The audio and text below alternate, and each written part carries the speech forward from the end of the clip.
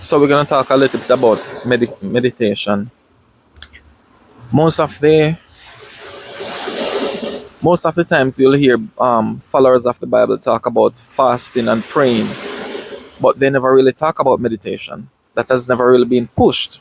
Why? Because all throughout the scriptures, our forefathers meditated, right? Now, meditation is very important, and this is the reason why we fail at manifesting the scriptures. For example, thou shalt not commit adultery.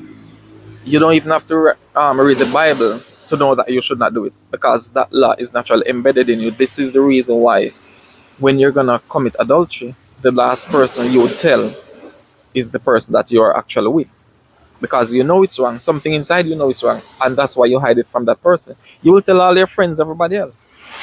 The thing is, fasting and praying and knowledge of the law does not stop you from doing the thing. You know you're not supposed to do it, but you still cannot stop yourself from doing the things that you know that you should not do. Why? Because we have not come to the truth of ourselves. You know the truth of the Bible. You know what it says to do and what it says you should not do. You know what it said you should do and what you should not do. But your problem is not that. Your problem is you just do not know how to control yourself, because you don't know the truth of yourself. So that's what we're going to deal with in this video. So that's what we're going to talk about now.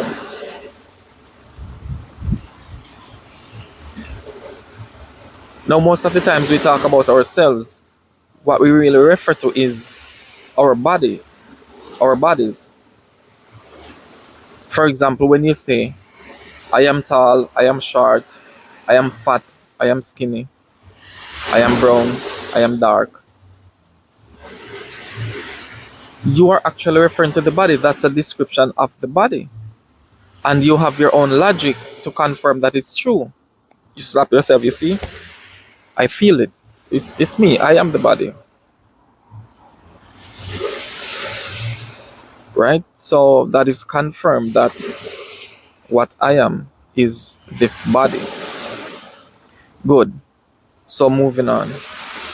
Now when you say, I am sad, I am depressed, I am upset, I am angry, I am glad, I am joyful, are those experiences of the body? No. You're making reference to the mind. So at first, you were a body, and you confirm that with your own logic, leaning on your own understanding. But no, it's changed. No, you are the mind. So which one are you? Are you the body, or are you the mind? Or are you both? So there's many of you. It's a legion. You are many. Sometimes you're a body, sometimes you're a mind.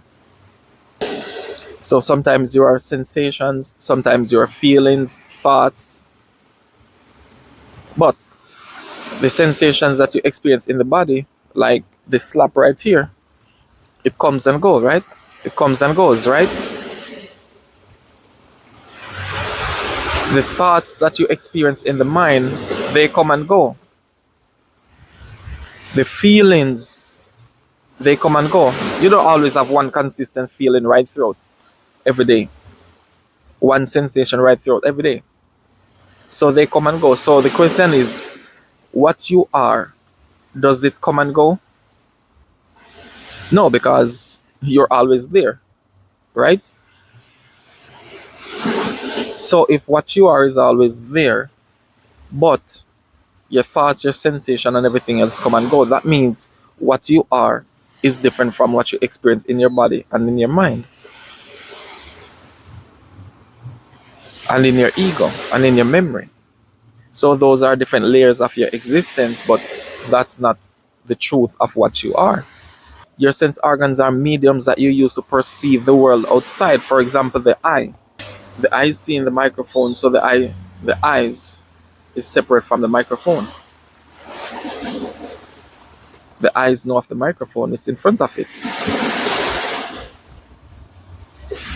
But you are still not your eyes. So what knows what the eyes see? Your mind. So your mind knows what the eyes see, but your eyes does not know. Your eyes do not know about the mind.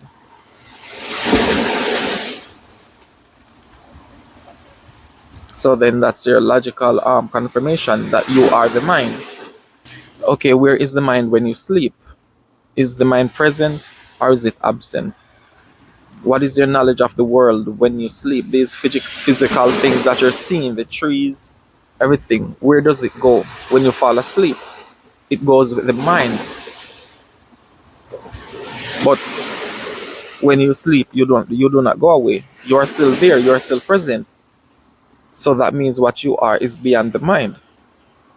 You are the spirit, and that spirit is knowing, is a spirit of knowledge. It is what knows even things that the mind does not know. When you understand something or you don't understand something, the mind understands or the mind doesn't understand. Who knows that the mind understands what I'm explaining now? Or who knows that the mind does not understand what I'm explaining? So that means there's something beyond the mind, but it's not an object, so the mind cannot relate to it because the mind can only relate to objects. The mind can only deal with perceptions, and to perceive it, there has to be an object there for the mind to perceive it.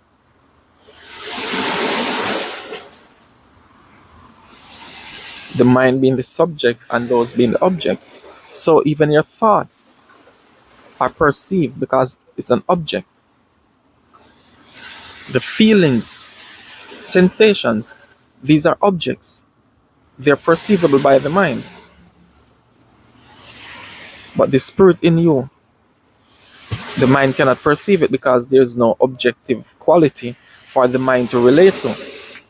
And this is why people who do not believe in spirit cannot understand or wrap their heads around this.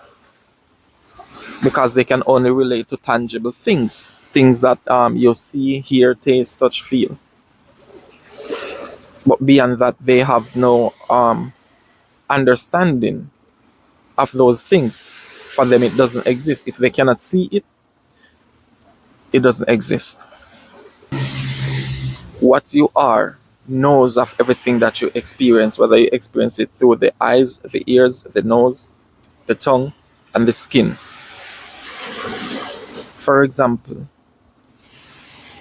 repeat this statement. I see the ball and I touched the ball.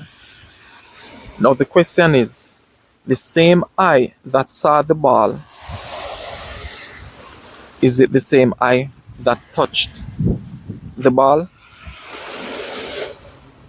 Then even in that statement, even in that sentence, it lets you know that the I that you are is different from the I that you think you are.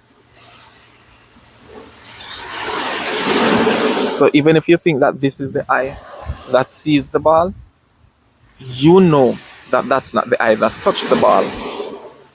However, there's an I that is both aware of the I that sees the ball, and it's also aware of the I that touches the ball. And that I is the I that you are. And that I is the I that I am. So when you're talking about yourself, only two words describes what you are. I am.